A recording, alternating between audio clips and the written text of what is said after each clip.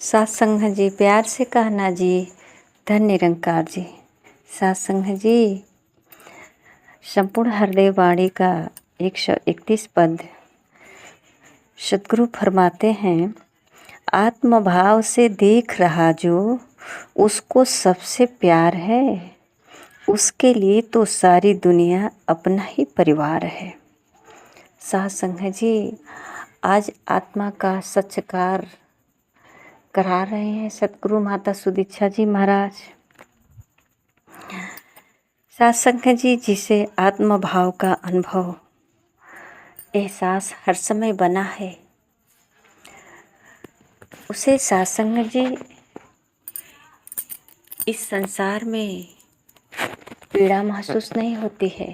वो हर समय आनंद के स्रोत में डूबा होता है।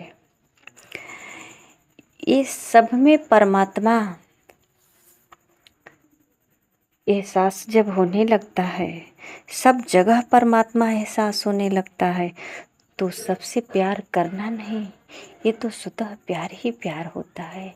और ये प्यार का ही नतीजा है कि सब में परमात्मा दिख रहा है, सब में परमात्मा को महसूस कर पा रहे हैं। सत्संग जी कहते हैं कि उसके लिए सारी दुनिया अपना ही परिवार है। ये सब एक ही नज़र आने लगा, सब एक ही है। सत्संग जी, सब में एक ही ब्रह्म है, सब में एक ही परमात्मा है। और कहा जाता है कि ईश्वर अंश जीव अविनाशी, एक ही परमात्मा का अंश आत्मा है। तो सत्संग जी, जिसे ये सत्कार होता है, वहाँ जो है कहते हैं कि जात पात का या मजहब का प्यार नहीं मोहताज है, किसी भी दिल में गूंज उठेगा प्यार तो ऐसा साज है।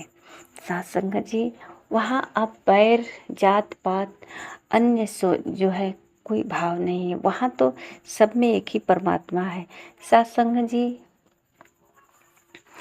सब में जब एक ही परमात्मा नज़र आने लगता है, तो अब किसी से कोई शिकवा शिकायत नहीं होता, कोई किसी का शिकवा शिकायत नहीं करता, किसी से कोई शिकवा नहीं है, किसी से विरोध नहीं है। अब किसी को ऐसा नहीं लगता कि कौन अपना है कौन बैरी है, सभी लोग अपने ही हैं। तो सत्संग जी एक कांच के महल की जैसे है कि जिधर देखता हूँ उधर तू ही तू है, जिधर मतलब देखें सिर्फ अपना ही चेहरा दिखता है। उसी प्रकार सत्संग जी जब सत्कार होता है तो सब तरफ एक ही नज़र आता है, और जब एक ही का एहसास होता है तो दूसरा अब कोई नहीं दिखता। सत्संग जी कहते हैं कि फूलों से भी खारों से भी अपने से बेगाने से प्यार सदा ही करते जाना हमने सकल जमाने से। ये सबसे ये सतगुरु का संदेश है। ये जो है आज देशों विदेशों में जाकर के सद्गुरु माता सुदीक्षा जी महाराज, सत्संग जी सबको जो है एक ही नारा आवाज़ देते हैं कि धर्म जोड़ता है तोड़ता नहीं। यहाँ तो धर्मों के नाम से तोड़ने की बात होती है और टूटते भी जा रहे हैं कि हम इस धर्म के हैं तो हम इस धर्म के हैं, तो ये इस धर्म का नहीं पालन करते। पर सत्संग जी सतगुरु कहते हैं कि तोड़ना धर्म नहीं है। ये जो धर्म वाले होते हैं ये जोड़ने का काम करते हैं। और सत्संग जी, सब में मिलवर्तन हो, सब में एक ही हो, तो एक ही का सत्कार होगा तभी तो एक होगा। सत्संग जी महापुरुष उदाहरण देते हैं कि जैसे संतरा जो है, हम संतरे को देखते हैं तो एक लगता है कि एक संतरे है, और संतरे का जैसे छिलका हटाते हैं ना तो उसमें कई फांकियाँ होती है अलग अलग। तो सत्संग जी इसको कहते हैं कि ये एक समूह है, ये एक संगत है, इसको हम एक कह सकते हैं। पर सबकी मन बुद्धि, सबका स्वभाव विचार अलग अलग है। सब लोग अंदर से बिल्कुल मिले जुले नहीं हैं। सबके अंदर जातिवाद का भाव है, अपना पराया का भाव है, अपने अलग, मतलब कि हर एक भाव अलग होने का ही है, ऊंच नीच का, छोटे बड़े का। और सत्संग जी यहीं पे एक उदाहरण देते हैं खरबूजे का, कि खरबूजा होता है तो खरबूजे का ऊपरी सतह पे जो है कई आकार होता है, कई आकार होता है। और जब खरबूजे का छिलका हटाते हैं तो उसमें सिर्फ एक ही होता है, उसमें अब कोई आकार नहीं होता। तो कहते हैं ये ज्ञानी महापुरुषों ने इस तरह का सत्कार किया कि परमात्मा सब में है। भले ही ऊपर से ये आकार नज़र आता है, पर सत्संग जी सब में एक ही ब्रह्म समाया हुआ है, सब में एक ही परमात्मा है। जैसा कि गुरु नानक जी की शब्द को महात्मा दोहराते हैं कि एक को सुमिरो नानका, जो जल थल रहा समाए, दूजा काहे सुमिरिए, जमते ही मर जाए। कहते हैं एको ब्रह्म द्वितीया नास्ति, एक ही है सब में, अगर दूसरा नज़र आता है तो ये नस्वान है। और सत्संग जी कहते हैं कि नफरत खुद ही मिट जाएगी, प्यार अगर बढ़ जाएगा, कहे हरदेव गुरु ज्ञान से दुनिया में सुख पाएगा। सत्संग जी ये संभव तभी हो सकता है जब गुरु के द्वारा ज्ञान प्राप्त हो। धर्म के मारे जो लड़ाई लड़ते जा रहे हैं सत्संग जी, आज नवरात्रि के समय में सब लोग एक ही माँ दुर्गा का पूजा करते हैं, चाहे वो किसी भी बिरादरी का है, चाहे वो किसी भी गांव का हो, चाहे कहीं किसी देश का हो, पर सब लोग जो है दुर्गे माँ का ही पूजा कर रहे हैं। और सत्संग जी सब लोग दुर्गा माँ का पूजा करते हैं। एक ही माँ सबकी है, माँ तो एक ही सबकी है, सब लोग पूजा करते हैं एक ही माँ को, अपने आप को माँ का बच्चा बताते हैं। माँ से सब लोग ने अपनी अपनी फरमाने सुनाते हैं, माँ से कुछ चाहते हैं, सब लोग कुछ न कुछ चाहते हैं। कोई घर का सुख शांति चाहता है, तो कोई अपने बच्चे की नौकरी चाहता है, कोई अपनी बेटी के लिए दामाद चाहता है, किसी का घर बिल्डिंग बनाना है, तो किसी की पढ़ाई में मन लगाना है। इस तरह का किसी के घर में बाल बच्चा नहीं है, वो माँ से बाल बच्चे के लिए अरदास करता है। तो सत्संग जी सब लोग जो है एक ही माँ से, मांग अनेकों है, चाहत अनेकों है, अनेक लोग हैं, पर माँ तो एक ही है। जब एक ही माँ सबको देती है और सबकी पुकार सुन लेती है, ये कभी तो नहीं कहती कि मैं इस बिरादर वाले का नहीं सुनेंगे, उस बिरादर वाले का नहीं सुनेंगे। ये तो सबका पुकार सुन लेती हैं, सब इनके बच्चे हैं। तो माँ एक ही है तो बच्चे अनेक कैसे हो गए, बच्चे का जात अनेक कैसे हो गया। तो सत्संग जी ये हमारे अज्ञानता का परिणाम है कि हम अनेकों जातियों में बट करके, अनेकों धर्म में बट करके अपने आप को देशों में विभाजित किया, गांवों में किया, प्रांतों में किया। इस तरह से अलग अलग करके टुकड़े टुकड़े हो गए। और सत्संग जी केवल गांव और देश ही नहीं टुकड़े हुए, बल्कि इंसान भी टुकड़े टुकड़े हो गए। ये इंसान का मन विचार भी टुकड़े टुकड़े हो गए। अभी कुछ और सोचता है, अभी कुछ और सोचने लगता है। माँ के प्रति, भाई के प्रति, बहन के प्रति, पत्नी के प्रति और पति के प्रति, सास ससुर के प्रति ये कैसा विचार बट गया, ये कितने भावों में विचार बट गया, ये विचार मिलता ही नहीं है। और सत्संग जी सब लोग अपना विचार एक ही माँ से मिलाना चाहते हैं। एक ही माँ के पास जाकर सबका अर्ज है कि माँ मेरी पुकार सुन लो।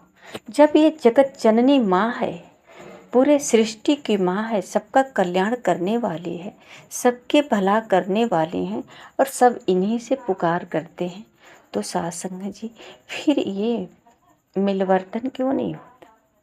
फिर ये नफरत क्यों, घृणा क्यों? एक साथ बैठ करके दीपक जलाते हैं, अखंड ज्योति जलाते हैं, फिर भी मन में एक ऊंच नीच की भावना बनी है। अच्छे बुरे का ख्याल आ रहा है, छोटे बड़े का ख्याल आ रहा है। सत्संग जी ये तो ख्याल नहीं आता कि माँ तो सबको एक ही साथ बैठा करके सबकी आवाज़ सुन रही हैं, सबकी फरमान सुन रही हैं, सबको रक्षा कर रही हैं।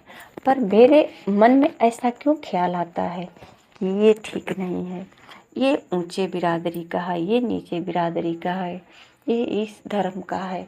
सत्संग जी ये सब अज्ञानता के कारण है। जब एक ही माँ का भक्त हैं तो ये जान ले कि एक ही माँ का भक्त है तो हम सारे एक ही भाई हैं। भाईचारा जरूरी है, मिलवर्तन जरूरी है। क्या माँ से एक बार पूछ ले कि माँ यही धर्म है, कहीं तो नहीं है कि हम लोग में मिलवर्तन आ जा, हम लोगों में प्यार आ जा। तू जब सब में है, सब लोग अपने हृदय में जब माँ को बैठाए हैं, इस शक्ति सर्वशक्ति जगजननी जगदम्बा जब सब लोग अपने हृदय में सब बैठाए हैं, सब में ये विराजमान है, तो फिर सत्संग जी ये फिर बंटवारा कैसा? फिर दीपक जलाते समय बंटवारा कैसा? पूजा पाठ करते समय बंटवारा कैसा? ये भेदभाव कैसा? सबके ये दिल में विराजमान है, सबके दिलों पे राज करते हैं। पर सत्संग जी यही हमारी अज्ञानता है कि हम पहचान नहीं पाते कि सत्संग जी ये सबके दिलों में राज करने वाली है। तो हम सबको अगर नीचा दिखाएंगे, सबसे नफरत करेंगे, सबसे बैर विरोध रखेंगे, तो क्या माँ खुश रहेंगी? माँ कभी नाराज नहीं हो सकती। अगर एक घर में 4 भाई है तो 4 भाई आपस में मिल कर रहेंगे, तो माँ एक बेटे से मिलने आती है तो चारों से मुलाकात होती है। अगर चारों बेटे अलग अलग है, चारों से अलग अलग रूप में मिलने जाते हैं, तो सत्संग जी अलग अलग लगता है कि माँ अलग अलग आई है। तो क्या ऐसा भी लगता है कि माँ हमको कम प्यार करती हैं, किसी और को ज़्यादा प्यार करती हैं? सबकी माँ एक ही है। तो क्यों ना हम एक साथ बैठ कर के ही माँ का स्मरण करें और सत्संग जी माँ भी खुश रहें कि अगर हम चारों भाइयों में तकरार होगा, लड़ाई होगा, तो माँ कैसे खुश रह सकती है? माँ को खुश रखना क्या मेरा यही एक धर्म है कि मैं माँ को लचीदाना चढ़ा दूँ, माँ को धूप अगरबत्ती दिखा दूँ, माँ के तस्वीर के आगे घंटी बजा दूँ, रोड़ी चंदन चढ़ा दूँ। और जो माँ है घर में, जो माँ जिस माँ के माध्यम से इस संसार में आए हैं, जिस माँ के माध्यम से मेरा इस शरीर का लालन पालन हुआ है, आज मैं हूँ, मेरा होना ही मतलब एक प्रमाण है कि कोई माँ है जो मुझे संसार में लाई है। इस दुनिया में जो हमारा लालन पालन करके आज ये दुनिया देख रहे हैं, तो किसकी कृपा है? वो माँ में माँ नहीं है क्या? क्या जिस माँ की शक्ति की पूजा कर रहे हैं वो माँ में नहीं है? यही अज्ञान का हमारे सामने एक प्रूफ है कि मैं एक माँ को मूर्ति में पुकार रहे हैं कि माँ मेरी प्रार्थना सुनो, मेरी विनती सुनो। और एक माँ घर पे रो रही है, जो इस दुनिया में लाई, जो इस दुनिया के युग बनाई, वो माँ तो घर पे रो रही है। अब इस माँ से क्या अपेक्षा रखी हो? इस माँ से क्या चाहिए? वो माँ इतना की अभी कम है। सत्संग जी जिस दिन विचार कर लेंगे कि हम जो कर रहे हैं सही कर रहे हैं, अगर आप अपने आप से विचार नहीं होता तो किसी ज्ञानी पुरुष के पास जा कर के पूछ लें कि हम जो कर रहे हैं क्या ये माँ को मंजूर है, माँ खुश हैं। अगर माँ इस हृदय में जिस दिन बैठ जाएंगी ना, ये सब इतना सब करने की जरूरत नहीं होगी। माँ तो स्वयं खड़ी है सेवा के लिए। बच्चे से अधिक माँ सेवा करने के लिए हाजिर हैं, पर ये सेवा मेरे हक में नहीं है, इसलिए हम भागते हैं, दौड़ते हैं, तड़पते हैं। कहाँ जाऊं? घंटी बजाना, पूजा करना, दीप जलाना, आरती गाना, ये एक बिन पानी के मछली जैसे छटपटाती है, उसी तरह का छटपटाना है। ये मेरी भक्ति नहीं हो सकती। भक्ति कैसे हो सकती है? एक माँ, ये माँ जो है मेरे पीछे पीछे खड़ी है। माँ माँ के रूप में खड़ी है। बचपन में दूध पिलाई, इस संसार में लाई, पालन पोषण की। अब उसे हम इनकार कर दिए, उसे अब स्वीकार नहीं कर रहे। अब फिर कौन सी माँ को पुकार रहे हैं? क्या इससे कभी बात हुई है? क्या इसको जानते हैं कि ये मेरी मदद करेगी? कि यही तो नहीं है कहीं जो मुझे इस संसार में लाई, पहले से ही मेरे घर में जीती जागती एक मानव रूप में कितना बड़ा चमत्कार की, मुझे इस संसार में लाई, दूध पिला करके, पाल पोस करके इतना बड़ा कि अब बड़ा जब कर दी, बड़ा हो गए तो अब माँ को ढूंढने लगे। जब तक बच्चे थे, ना समझ थे, तो माँ साथ में थी, और जैसे ही बड़ा हो गया तो अब माँ को पुकारने लगे। अब किस माँ को पुकार रहे? साथ संगत जी, बस इसी पर विचार कर लें। आज सारी दुनिया पढ़ लिख करके इतने आगे निकल गई, लेकिन फिर भी पीछे की तरफ क्यों भागती है? पढ़ लिख करके ज्ञान हुआ, पर सत्संग जी कहीं ऐसा तो नहीं कि रास्ते का पता नहीं कि हम कहाँ जा रहे हैं। घूम फिर करके हम पीछे ही चले जाते हैं। जैसा कि कहते हैं कि कल्हू का बैल जहाँ से शुरू करता है वहीं आकर रुक जाता है। यही हमारे जीवन की प्रक्रिया है। हम समझ नहीं पाते और समझेंगे भी नहीं। बिना गुरु का ज्ञान होगा भी नहीं। माँ के पास तो बैठते नहीं, माँ से तो कुछ सीखते नहीं, और गुरु भी नहीं है, लेकिन फिर भी आरती में गाते हैं, मात पिता तुम मेरे, तुम है प्राणपति। कैसे हो सकता है? जो मेरे प्राण के पति है कहाँ है? ये प्राण भीतर है, इसका पालन पोषण करने वाले माता पिता हैं। इनसे पूछो कि तू कौन है। साथ संगत जी प्यार से कहना। धन्य निरंकार जी।